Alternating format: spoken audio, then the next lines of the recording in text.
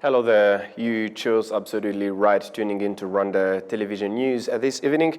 Many thanks for joining us, and we welcome you to our tonight's edition. This is what is coming up. President Paul Kagame has called on leaders to first put aside their personal interests and prioritize improving people's livelihoods. TVET school graduates say that skills gained were a source of development through creating jobs.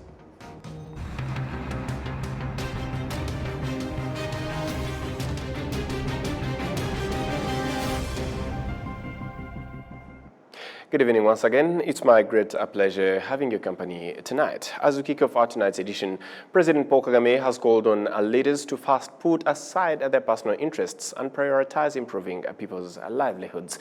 The head of state made the remarks on Wednesday while receiving oath for the newly appointed Minister of Infrastructure. Dr. Jimmy Gasore was appointed as the Minister of Infrastructure on Tuesday.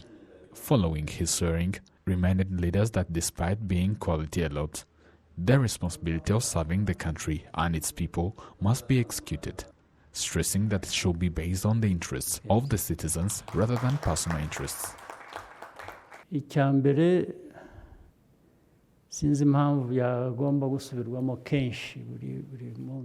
First, I don't understand why we should repeat this more often regarding serving Rwanda and its people. Personal interest should first put aside, although they can't be forgotten, because every person has a right to improve their livelihood. But when it comes to these responsibilities, you should prioritize serving and improving the lives of others, and the country and Rwandans. That should always come first. The head of state urged the sworn-in minister and other leaders to not spend much time in meaningless and unproductive meetings and rather focus on improving people's livelihoods.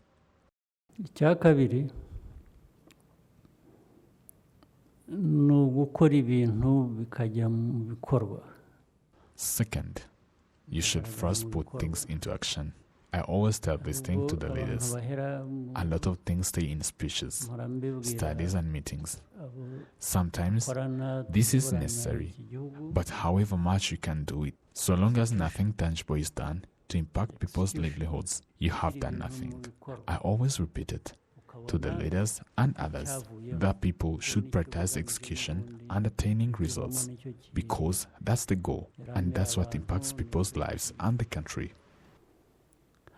The President Paul Kagame noted that attainable projects shouldn't be delayed even when there is resources and capacity. There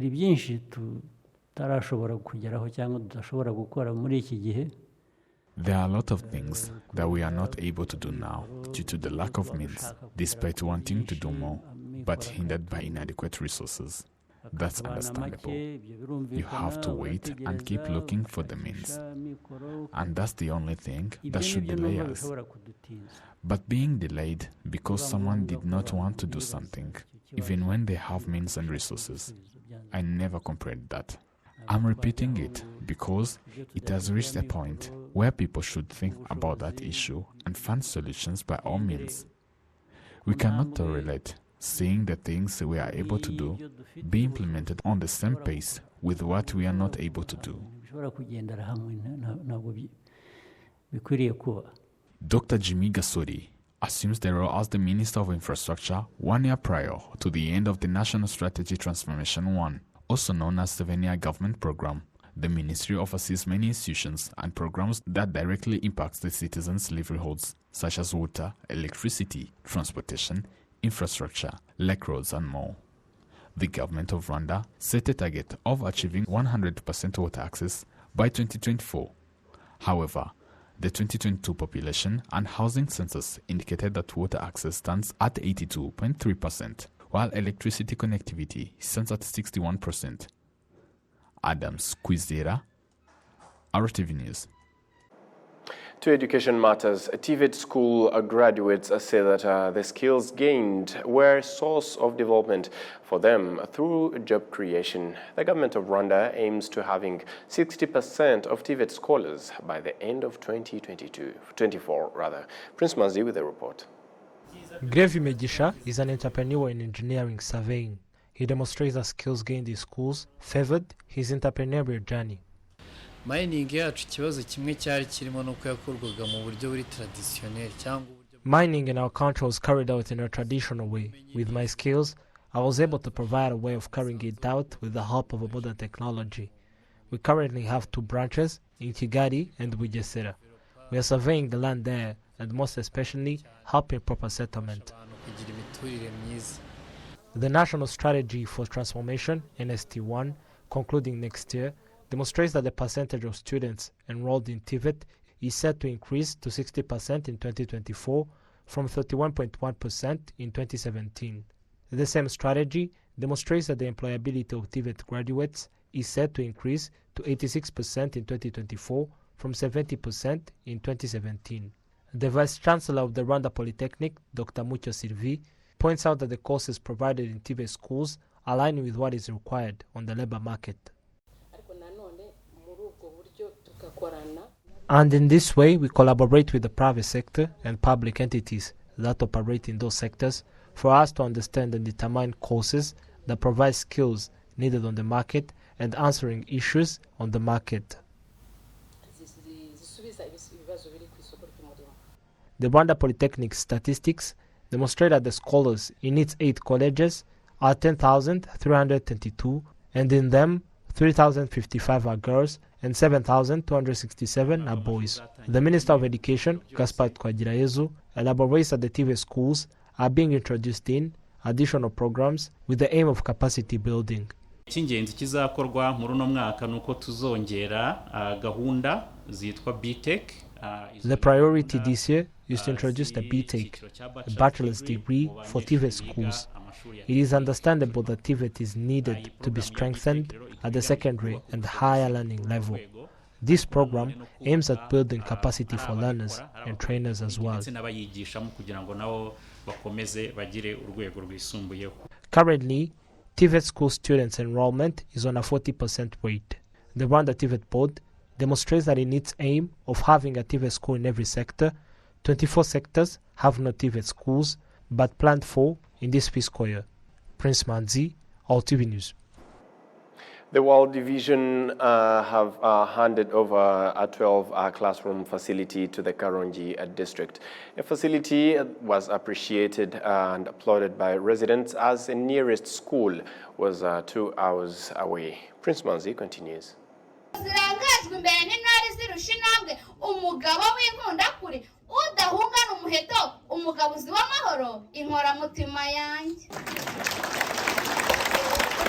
The handed over are 10 classrooms constructed at the Munanira Primary School and 2 classrooms constructed at the Gisita Primary School. The facilities consist of a library, basketball court, and facilitation specifically for the disabled, among others. These are the reactions of the residents. For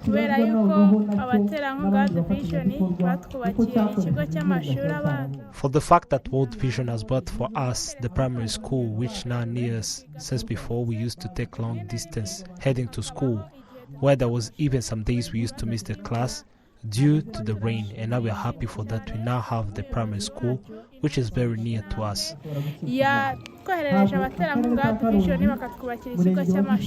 These classes will solve the issue of children who used to take a long distance heading to school. They used to take almost 1.5 hours or 2 hours.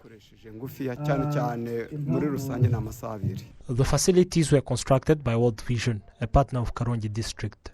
Emmanuel Nyongira, the program coordinator at the World Vision, states that the closer schools are an equivalent to the safety and proper learning. There is something we call community gatherings, where we interact with the residents in order to include them in these programs. Like for the key issues they demonstrated was school, and that's why we built these classes, so that everyone should have access to school. The Vice Mayor of Karongi District in charge of economic development, Theophile Niragire, thanked the World Vision and urged residents to preserve the facilities. We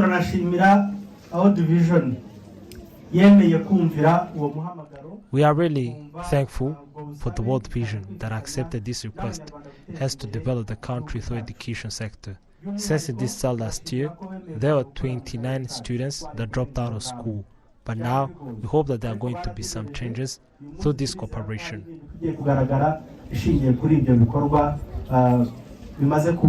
The completed classrooms are worth 350 million Rwanda francs. Economic analysts find that in the last 16 years since Rwanda joined the East African community, it has significantly increased the level of trade and investment. July 2007, Rwanda and Burundi were approved as new member states of the East African community, joining Uganda, Tanzania, and Kenya. For a country like Rwanda, its main objective was to promote trade and investment between member countries. Currently, East African Community has 7 member countries with a population of more than 300 million. Karanga Ejid, an economic expert, highlights the interest of Rwanda as a member state of the EAC.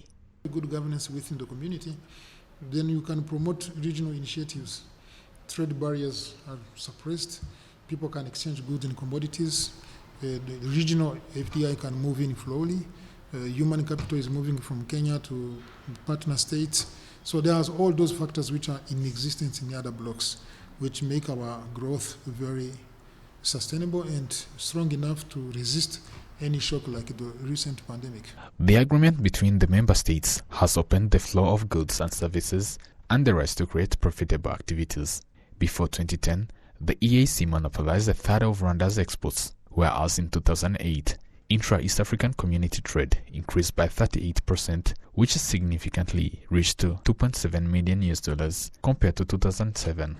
Exports of goods within the EAC increased by 42% to reach over $1 million in 2008, compared to $825 million in 2007. Meanwhile, exports between EAC countries were worth of $1.5 million in 2008, compared to $1 million in the previous year.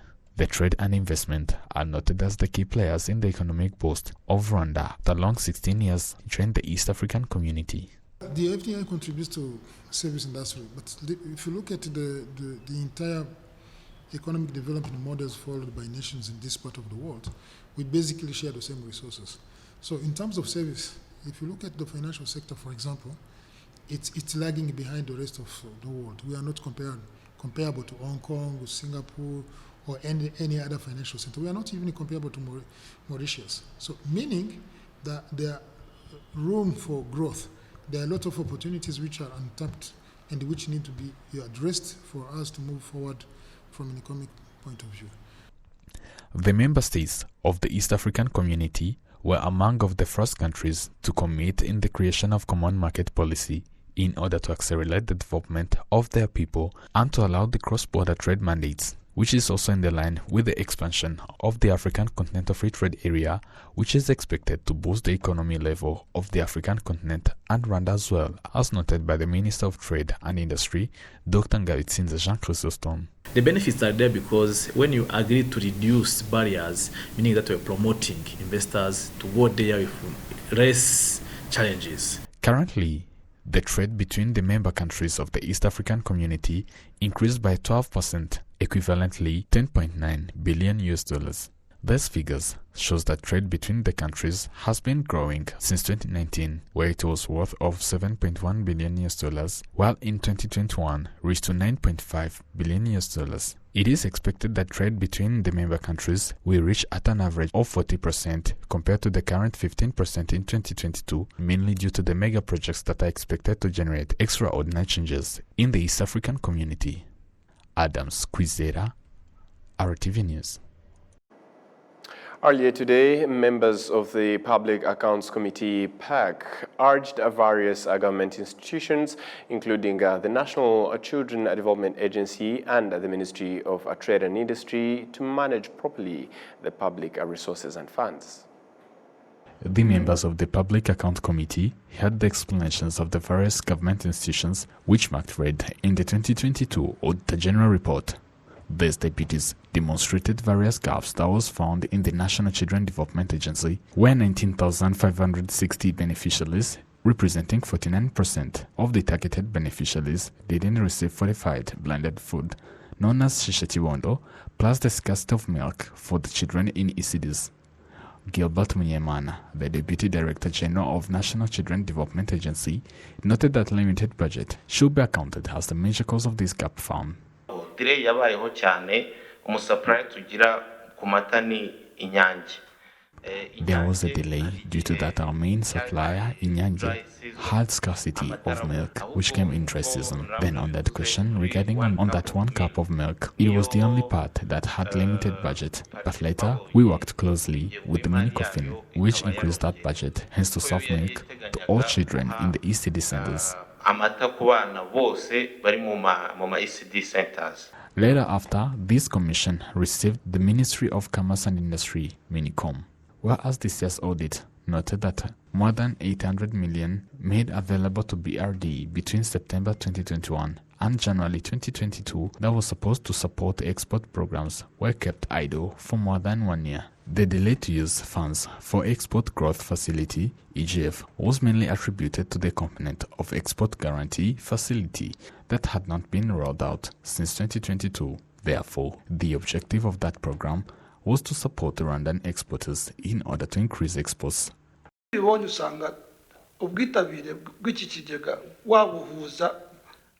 think you can imagine that participation of people and their will in creation of projects during COVID. The second thing was to that criteria that was asked by the BRD was also part to be assessed, and that's why today there were many projects that was rejected due to that fact that it was not in the line with the funds requirements. The members of this Public Account Committee concluded requesting the Ministry of Commerce and Industry to make a continuous follow-up dedicated to manage and expand in the industrial parks, since it was designed to address the domestic private sector constraints, including availability of industrial and commercial land, availability of the cost of energy, limited transport linkages, market access, and availability of skills.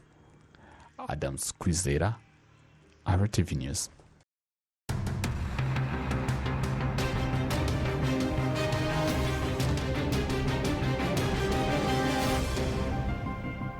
And from there, we close off our tonight's edition. On behalf of the entire news production, as well as the technical team that made it happen, many thanks for being with us. Up until next time, stay safe and have a great evening. Goodbye.